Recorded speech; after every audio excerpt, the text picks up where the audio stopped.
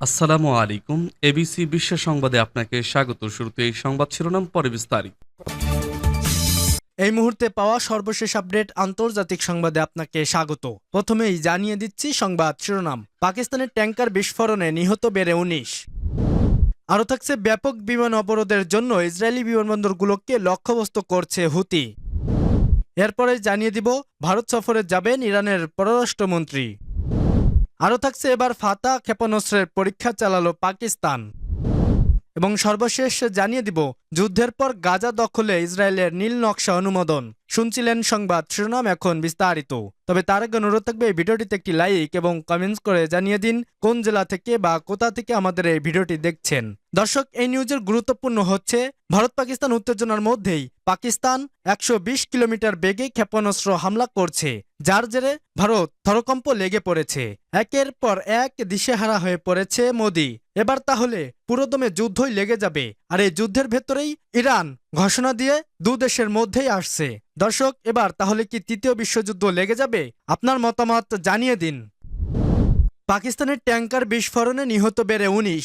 পাকিস্তানের দক্ষিণ পশ্চিম অঞ্চলীয় বেলুচিস্তানে প্রদেশে জ্বালানি ট্যাঙ্কার বিস্ফোরণের প্রাণহানির সংখ্যা বেড়ে ১৯ জনে দাঁড়িয়েছে।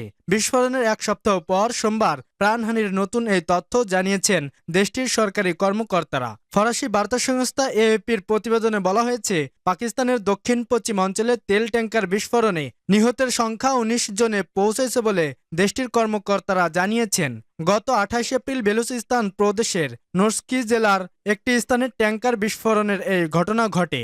স্থানীয় সংবাদ মাধ্যমের খবরে বলা হয়েছে, ওই দিন নোরস্কির একটি মার্কেটের কাছে জ্বালানিবাহী ট্যাঙ্কার উল্টে যায়। পরে সেই ট্যাঙ্কারে আগুন ধরে যায়। এ সময় ট্যাঙ্কার থেকে পড়ে যাওয়া তেল সংগ্রহের জন্য লোকজন জড়ো হন। এর এক পর্যায়ে ট্যাঙ্কারের ভয়াবহ বিস্ফোরণ ঘটে।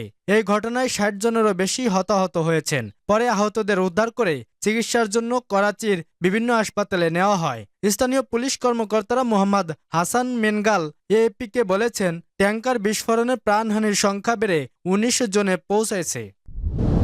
ব্যাপক বিমানবন্দর অবরোধের জন্য ইসরায়েলি বিমানবন্দরগুলোকে লক্ষ্যবস্তু করেছে হুতি।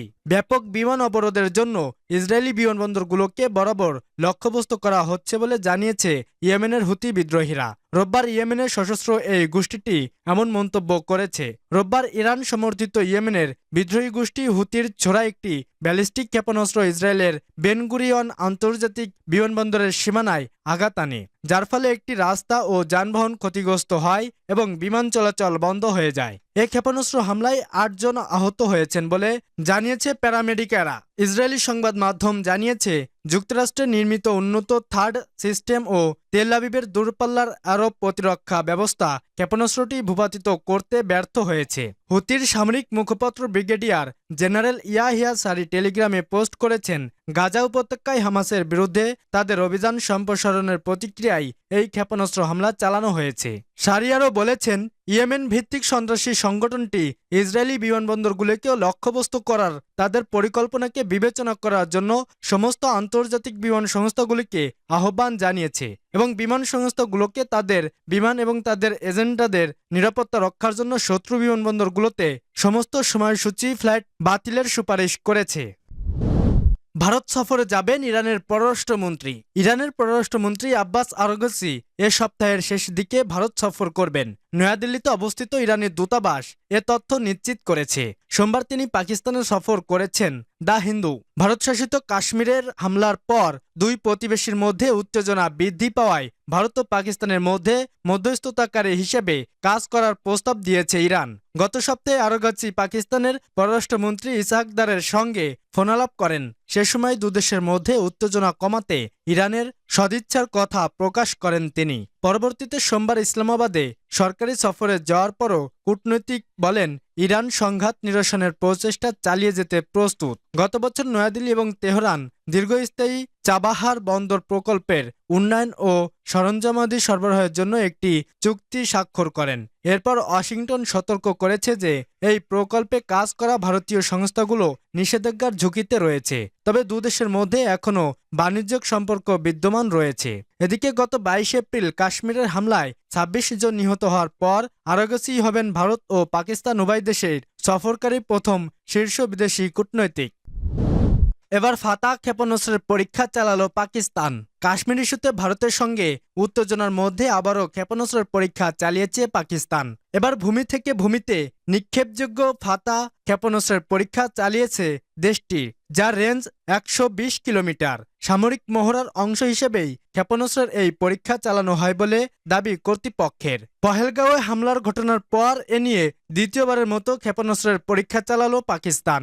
এর আগে ভূমি থেকে ভূমিতে নিক্ষেপযোগ্য ৪৫০ কিলোমিটার রেঞ্জের ক্ষেপণাস্ত্রের পরীক্ষা চালায় দেশটি। তারও আগে সিন্ধু চুক্তি বাতিল সহ বেশ কিছু পদক্ষেপ নিয়েছে ভারত। ভারতের বিরুদ্ধে পদক্ষেপ নিয়েছে পাকিস্তানও। পাল্টাপাল্টি এসব পদক্ষেপের পর দেশ দুটির দ্বিপাক্ষিক সম্পর্ক সম্প্রতি তলানিতে ঠেকেছে।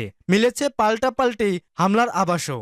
সম্প্রতি ভারত শাসিত কাশ্মীরে পর্যটকদের ওপর হামলার ঘটনাকে কেন্দ্র করে ভারত ও পাকিস্তানের মধ্যে উত্তেজনা দেখা দেয়। পারমাণবিক শক্তিধর প্রতিবেশী দেশ দুটি এখন সীমিত পরিসরে সামরিক হামলার আভাস দিচ্ছে। এতে ইউক্রেন ও মধ্যপ্রাচ্যের যুদ্ধাবস্থার মধ্যে এশিয়াও একই পরিস্থিতির আশঙ্কা দেখা দিয়েছে। তবে কোনো মতেই আরেকটি যুদ্ধ চাইছে না আন্তর্জাতিক সম্প্রদায়। গত ২২ এপ্রিল কাশ্মীরের পহেলগাঁওয়ে বন্দুকধারীদের হামলায় ২৬ জন নিহত হন, যাদের মধ্যে বেশিরভাগই ছিলেন ভারতীয় পর্যটক। এ ঘটনায় পাকিস্তান জড়িত বলে অভিযোগ করেছে চিরবৈরী ভারত, যদিও হামলার সঙ্গে কোনো রকম সংশ্লিষ্টতার দায় অস্বীকার করছে পাকিস্তান। যুদ্ধের পরও গাজা দখলে ইসরায়েলের নীল নকশা অনুমোদন। ফিলিস্তিনের অবরুদ্ধ গাজা উপত্যকায় সামরিক অভিযান, সম্প্রসারণ এবং ত্রাণ বিতরণ কার্যক্রম নিজেদের নিয়ন্ত্রণে নেওয়ার পরিকল্পনায় অনুমোদন দিয়েছে ইসরায়েল। সোমবার আল জাজিরার এক প্রতিবেদনে এ তথ্য জানানো হয়েছে। একাধিক আন্তর্জাতিক সংবাদ মাধ্যম জানায়, প্রধানমন্ত্রী বেনিয়ামিন নেতানিয়াহুর নিরাপত্তা মন্ত্রিসভা সর্বসম্মতভাবে এ পরিকল্পনায় সম্মতি দিয়েছে। এই পরিকল্পনার আওতায় রিজার্ভ সেনাদের ডাক দেওয়া হবে এবং ইসরায়েলি সেনাবাহিনী সরাসরি ২৩ লাখ জনসংখ্যার গাজা অঞ্চলে খাদ্য ও জরুরি ত্রাণ সরবরাহ পরিচালনা করবে।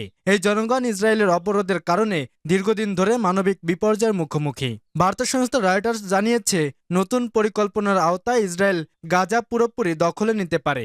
এএফপির এক সূত্র বলছে, পরিকল্পনায় গাজা দখল, সেখানে নিয়ন্ত্রণ প্রতিষ্ঠা এবং বাসিন্দাদের দক্ষিণে হস্তান্তরের বিষয় রয়েছে, যাতে তাদের নিরাপত্তা নিশ্চিত করা যায়। ওই সূত্র আরও জানিয়েছে, প্রধানমন্ত্রী নেতানিয়াহু এখনও যুক্তরাষ্ট্রের প্রেসিডেন্ট ডোনাল্ড ট্রাম্পের সেই পরিকল্পনাকেই এগিয়ে নিচ্ছে, যেখানে গাজার ফিলিস্তিনিদের হস্তান্তরের প্রস্তাব রয়েছে।